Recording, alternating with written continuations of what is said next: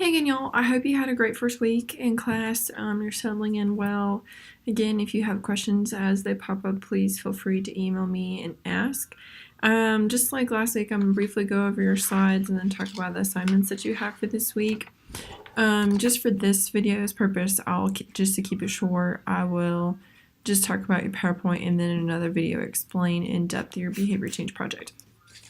So just to reiterate, physical fitness, physical activity, exercise, all three completely different things. Even though people use the word synonymously, they are not synonymous. So physical fitness is the overarching word or definition for any type of activity. So your physical fitness level is going to be different from my physical fitness level, from The Rock's physical fitness level, all those sorts of things. So your physical fitness level is just your ability to carry out day-to-day tasks. Now, obviously, the more that you are active, the higher your fitness level will be. So marathon runners have an extremely high physical fitness level, and most of the time physical fitness is measured by your VO2 max, which is how much oxygen is dispelled. So what we typically do for the semester, and since we're online, I'm going to give you the option, which usually students don't get the option. So other ways to measure physical fitness is to do a full encompassing assessment from your endurance to strength to flexibility, which again all measure up to be your physical fitness. So ways that we do that in class is that we complete a step test, which measures your cardio fitness. We complete a sit and reach and shoulder reach test, which test your flexibility. And then we also test, we do push-ups and sit-ups to test your physical strength ability. We also do body fat measurements and BMI measurements and waist to hip ratio. So we get a good overarching idea of your baseline of health and fitness. In the first video in your class, in your introduction video, I said no extra credit, and I'm going to eat my words on that. So I'm going to offer extra credit to students who want to do a pre and post assessment for their behavior change project. So you'll get extra credit for completing both of those, not just one. So you have to complete both in order to get your extra credit. For your extra credit, you will have to do you're going to love me, you're going to have to do a 1 minute sit-up test. So that's what we normally do in class. You start your timer for 1 minute. How many sit-ups can you do? And then after that, you'll do a push-up test, however many push-ups you can do without stopping. And girls, you can do girl push-ups. Guys, you can do normal push-ups. Please see my fundamentals video for how to do push-ups, because you could do them wrong, and I want you to be able to do them right.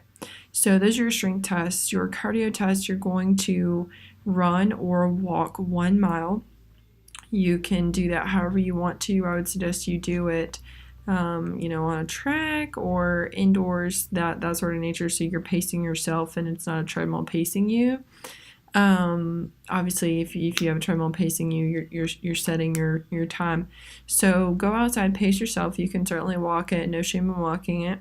What I want you to do is I want you to, after your mile is up, check your heart rate. So count your heart rate or check your Fitbit and check your time. So how long did it take you to complete it, and what was your heart rate, which will be your pre-measurement. And then for your flexibility, that one's going to be a little bit harder. Your shoulder reach test will be kind of your flexibility meter, because we don't have sit and reach boards.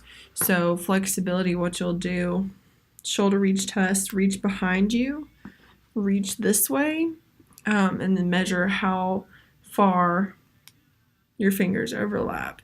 So you would measure from this middle finger to this middle finger and how far they overlap. If they just meet, that's 0. If they don't meet, that's a negative. And you do that for both, and then you average the 2 scores. If you have any questions about the shoulder reach, please email me or call me, and I'll be happy to help you. So let me turn around and you can see what that looks like. So that's what that looks like, just briefly. So that's how you measure physical fitness. You'll get extra credit for doing that pre and post. So that will actually help your behavior change project and give you a baseline of where you're at, and then you can show improvement at the end. So that's a good way to track your behavior change project if you're doing something physical. Physical activity is bodily movement. So any type of bodily movement, like I said in your slides, that could be gardening, that could be cleaning, that could be cleaning your car, that could be walking across campus. That's physical activity. So physical activity is not always what we say it is. And then exercise is the planned, structured movement. So like I said in your video, swimming, going to the gym to lift weights, etc., we have to plan to be there. So you can't exactly just hop in the pool and swim a few laps. Typically, you have to be prepared, have a towel, bathing suit, maybe some goggles, whatever it may be for you to be prepared. So those are the differences in physical activity and exercise. Regular engagement in physical activity.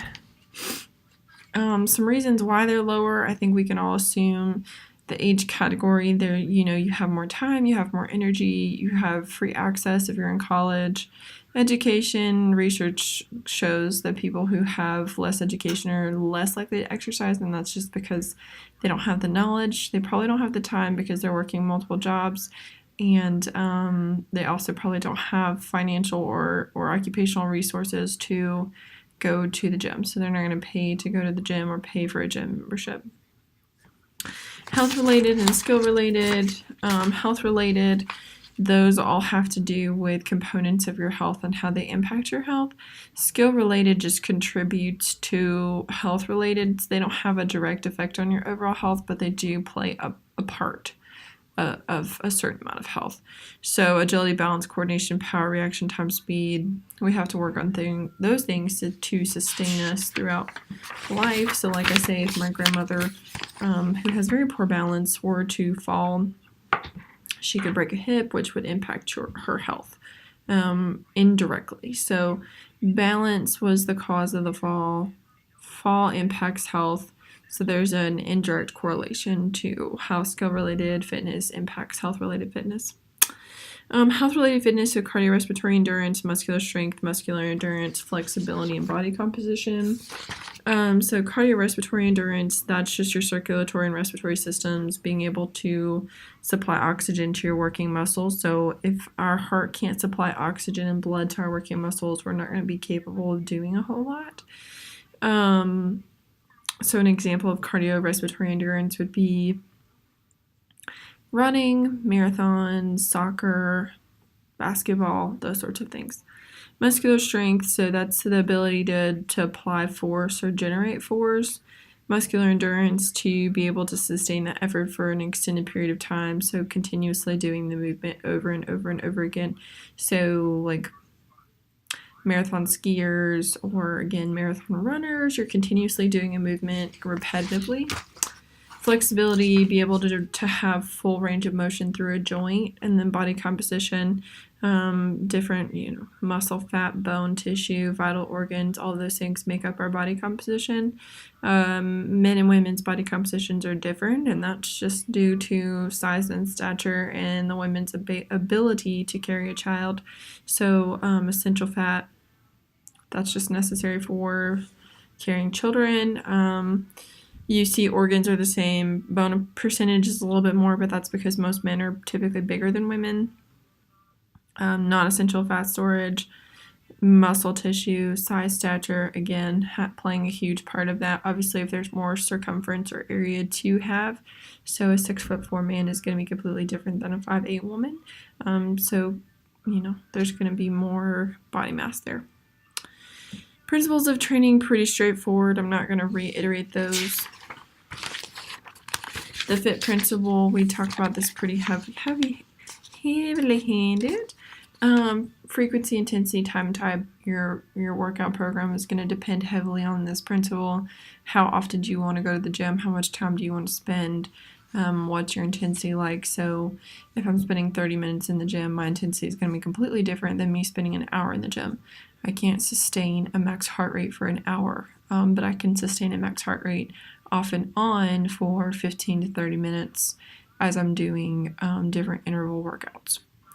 And then if I'm doing an hour, I might not go to the gym 6 times a week for an hour. I may go to the gym 3 times a week for an hour and then 2 times for 30 minutes. It just depends on how much time you're willing to spend in the gym and what kind of work you're willing to put in as well.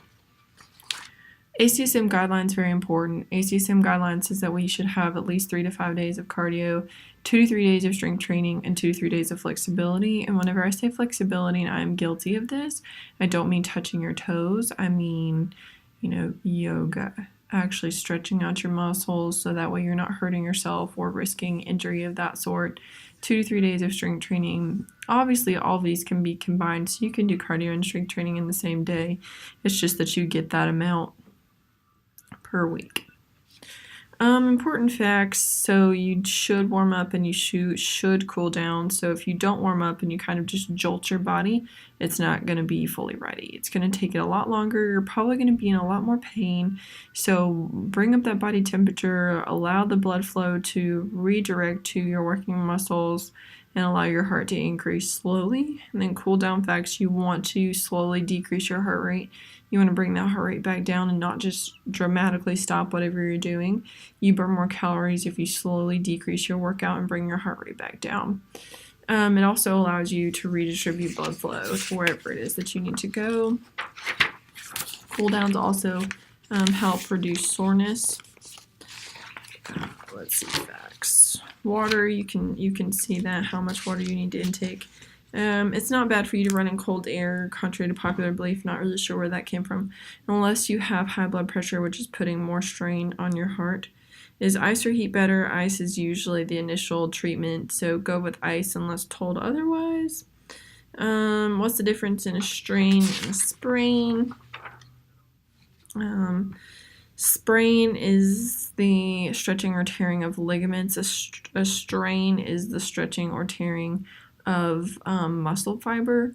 So a sprain would be you stretching or tearing a ligament like a ACL or an ankle ligament, and then the strain would be you stretching or tearing the muscle like a hamstring or a quad. Believe it or not, a sprain is much worse. So think about it this way. A sprain, you're pulling apart a ligament. So like a rubber band, you're pulling apart that rubber band. And the rubber band doesn't exactly go back to the way it was very quickly, if at all. Whereas if I have multiple different fibers, they can kind of regenerate a lot faster than just one cell or one fiber. So that one fiber takes a lot longer to repair than the multitude of cells that would be in a hamstring or quad. So they repair a lot faster than a ligament does, which is why you see athletes having more issues with that. That doesn't mean it hurts any less, because they definitely hurt. They both hurt. So that's all I have for your chapter. Please be on the lookout for my email or my video for your behavior change project. I'll explain that in depth.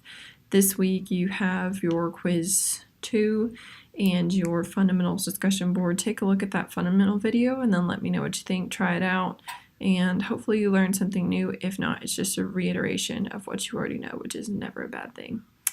And then you'll have your behavior change contract, which I'll talk about in the next video. Talk to you soon.